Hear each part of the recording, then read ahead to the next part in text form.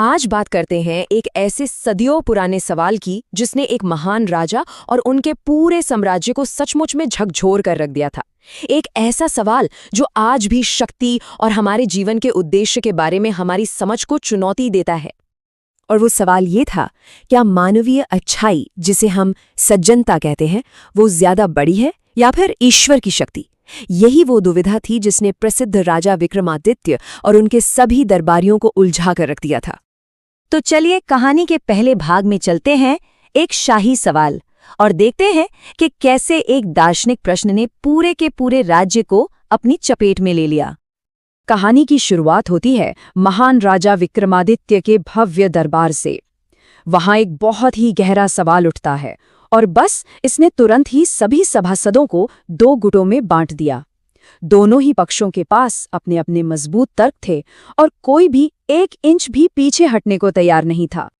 तो ये बहस आखिर थी किस बारे में? ये दो बहुत शक्तिशाली विचारों के इर्द गिर्द घूम रही थी। एक तरफ थी सज्जनता, यानी हमारे अच्छे कर्म, हमारी दया से पैदा होने वाली शक्ति, और दूसरी तरफ थी ईश्वर शक्ति, वो परम शक्ति जो पूरे ब्रह्मांड को कंट्रोल करती है और हर किसी के भाग्य का फैसला करती है।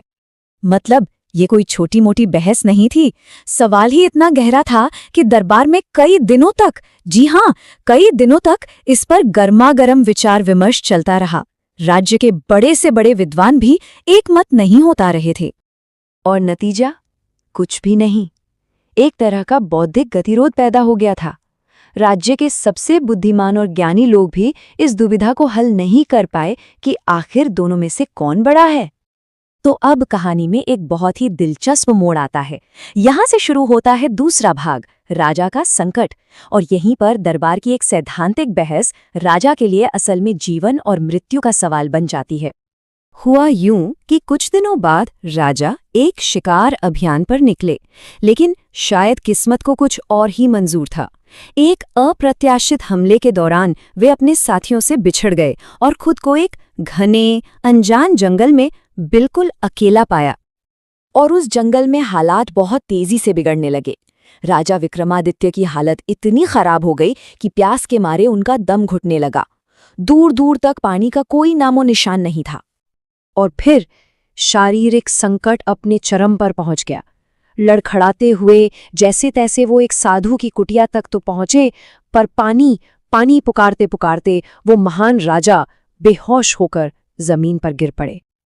और यहीं से कहानी का सबसे महत्वपूर्ण हिस्सा शुरू होता है, साधु का उत्तर। निराशा के इस गहरे पल में ही राजा को अपने उस बड़े सवाल का जवाब मिलने वाला था। जब थोड़ी देर बाद राजा की मूर्छा टूटी तो उन्होंने देखा कि वही संत जो पहले गहरी समाधि में लीन थे, अब उनका मुंह धो रहे हैं, उन्हें पंखा झर रहे हैं और पानी पिला रहे हैं। राजा तो हैरान रह गए। उन्हें यकीन ही नहीं हुआ। उन्होंने बड़ी हैरानी से पूछा, हे महात्मा, आपने मेरे जैसे एक साधारण व्यक्ति के लिए अपनी गहरी समाधि क्यों भंग कर दी? अपनी उपासना क्यों बीच में ही रोक दी? और संत ने जो जवाब दिया वही इस पूरी कहानी का दिल है, उसका सार है। उन्होंने बहुत मधुर वाणी में उत्तर दिया, वत्स, भगवान की इच्छा है कि उनके संसार में कोई दीन दुखी न रहे और उनकी इच्छा पूर्ति का महत्व अधिक है। यही वो जवाब था जिसकी राजा को तलाश थी। तो चलिए अब सब कुछ जोड़कर देखते हैं। आते हैं कहानी के अंतिम समाधान पर। अब हम समझेंगे कि साधु की उस बुद्धिमत्ता को उस मूल प्रश्न से कैसे जोड़ा जा सकता है जिसने इस पूरी यात्रा को शुरू किया था।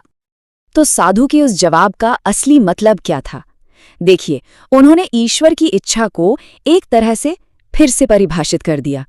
ये कोई निष्क्रिय, दूर बैठी शक्ति नहीं है, नहीं, बल्कि यह एक सक्रिय अभ्यास है। यह पक्का करना कि कोई भी संकट में न रहे, ये दूसरों की सेवा का ही दूसरा नाम है। सोचिए, दरबार में महीनों की बहस चली पर कोई नतीजा नहीं निकला, और यहाँ जंगल में मिला सिर्फ एक अनुभव। ये उन महीनों की बहस से कहीं ज्यादा कीमती साबित हुआ। राजा को अपने सवाल का वो संपूर्ण समाधान मिल गया था जिसकी वो इतनी शिद्दत से तलाश कर रहे थे। तो असली कनेक्शन क्या है? बात यह है कि दैवीय शक्ति और मानवीय अच्छाई ये दो अलग अलग चीजें हैं ही नहीं। असल में ईश्वर की इच्छा सेवा और दया के नेक कामों के माध्यम से ही व्यक्त होती है, और ये बहुत खूबसूरती से ये दिखाता है कि सज्जनता यानी अच्छाई अपने आप में शक्ति साधना का एक अटूट हिस्सा है। ये आध्यात्मिक अभ्यास का सबसे ऊंचा रूप है। और ये पूरी कहानी हमें एक बहुत बड़े सवाल पर लाकर छोड़ देती है। क्या सच्ची शक्ति वास्तव में दूसरों की सेवा करने में ही निहित है? ये एक ऐसा सवाल है जो सिर्फ उस राजा के लिए नहीं था, बल्कि हम सबके सोचने के लिए है।